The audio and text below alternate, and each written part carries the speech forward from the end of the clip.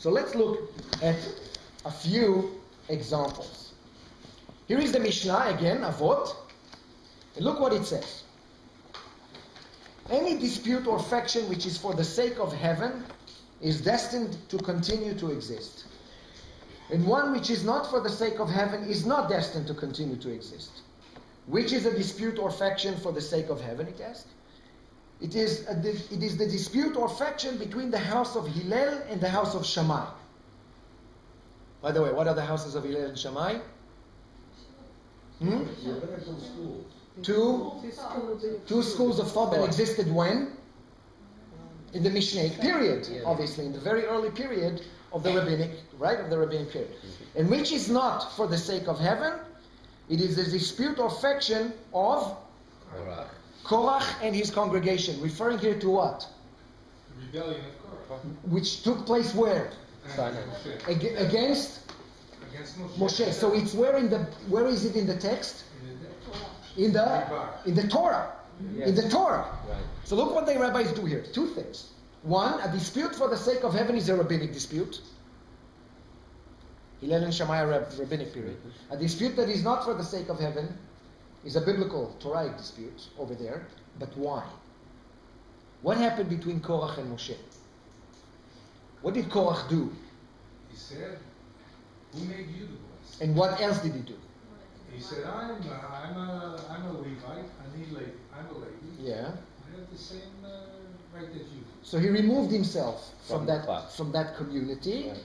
rebelled against, but did not present any alternative meaningful that will bring the people together. No. That's what the Mishnah says. It's not for the sake of heaven. What do Hillel and Shammai do? Just based on this, even if you don't know Hillel and Shammai, what would the Mishnah call the dispute between Hillel and Shammai for the sake of heaven? Truth. For the sake of truth. What kind of truth? Absolute truth? No, for Ah. They argued about the application. About the? Application. Yes. Now guys, we're getting into a whole new world. The rabbis are not after absolute truth. They're after applicable truth. And I want you to understand the difference between them. Look at the next verse. It's in Hebrew, so let's go to page 8. This is from the Babylonian Talmud. We just talked about Hillel and Shammai. What? Yeah, no. Yeah. This is from Babylonian Talmud, BT, Tractate Eruvin, page 6b. We learn. Look at this. It's right there. It's a gem of rabbinic law because it immediately sends you into a contradiction. We learn. Halacha is always according to the house of Hillel. And one may follow the house of Shammai. Just as one follows the house of Hillel. Right there you should already take an Advil. You just told me that halacha is always according to the law of Hillel. At the same time, one may follow Shammai just as one follows Hillel. So, what are you talking about? Now, what is halacha, by the way? What does halacha mean? Halacha is not just the law. The law is now subject to interpretation. Halacha is the ruling about the law. Okay, the law can be lo tevashel gdi b'chalev imo. You should not cook a kid in its mother's milk. That's the law. Halacha now is the ruling that said one should not put milkshake and flakeshake together. That's halacha. So it's not just the law, it's the ruling. What am I supposed to practically, how do I apply the law in my daily life? So when people ask, what should I do? Do I do this? They say, halacha is always according to Hillel. Thank you very much. Oh, but wait, you still can do what Shammai says. Just as you can do what Hillel. So, whoa. Question. Now they continue to say, one who undermines the law of either house is a villain. So either Shammai or Hillel. Whereas one who hardens the law of either is like a fool who walks in darkness. Which the rabbis here write in order to substantiate their ruling as what we say you should do. Because we are the masters of Torah. Okay? So do not... Okay? Now, rather one should follow either the house of Shammai or the house of Hillel with their permissions and restrictions. Now, a difficulty. Thank you very much. How can we say that halacha is always according to the house of Hillel, yet add, and one may follow the house of Shammai, and they say there is no difficulty here. One is prior to a heavenly voice. The other is after a heavenly voice. Are they saying therefore that the rabbis are giving a kind of a divine... We're just beginning, my dear. You'll get to your third, if we had more time, you'll get to your third advent. This is full of different contradictions and gems, but we'll see.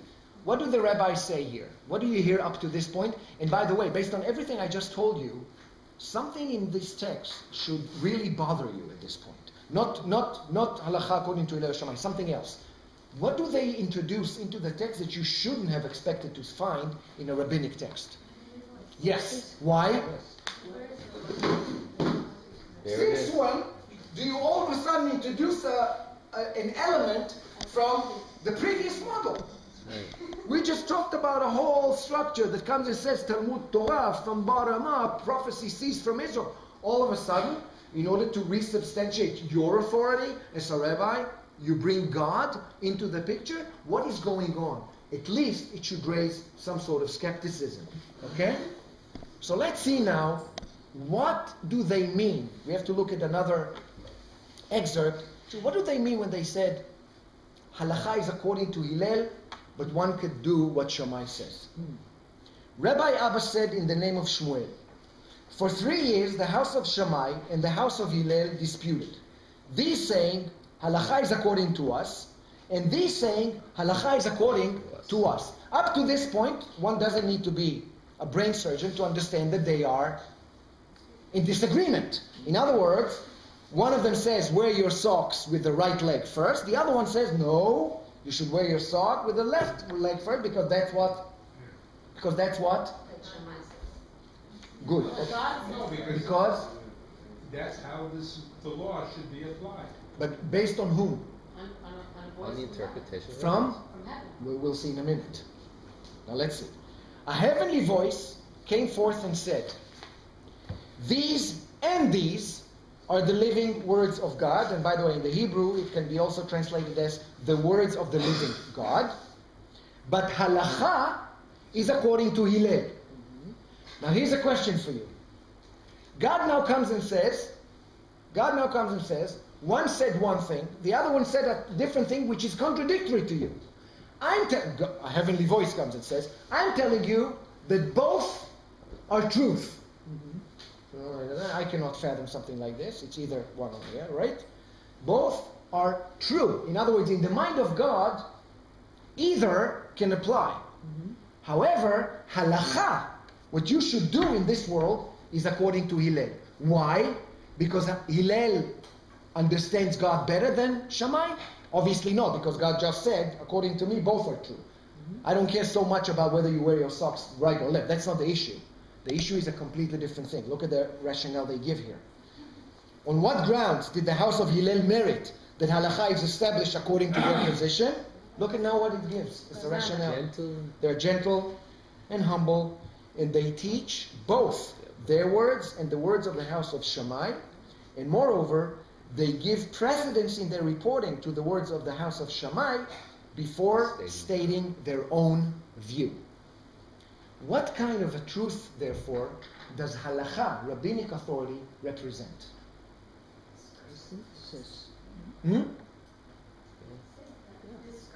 What do you mean? Good word?